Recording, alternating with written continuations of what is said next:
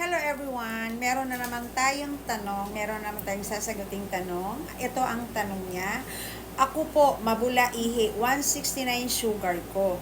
Gawa din po ba ng mataas sugar, kaya mabula ang ihi? Ayan yung tanong niya. Okay, hindi po ang sagot.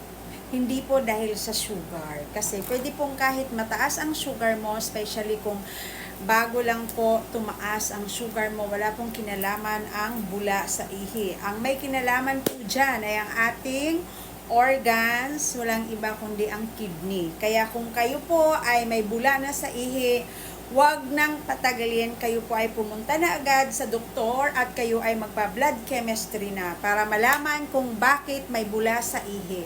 At dalawa lang po ang dahilan ng pagbula sa ihi. Una,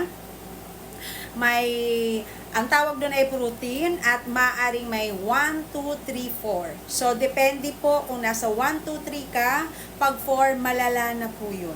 Pag number 1, pwedeng dehydrated ka lang, kulang ka sa tubig. And the number 2 is maaring may problema na sa iyong kidney.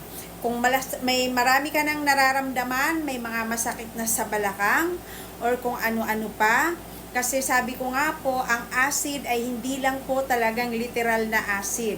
Maari po ang acid ay pinanggalingan po sa problema natin sa atay at problema po sa kidney natin. Kaya wag nang patagalin, pumunta na agad sa doktor, now na.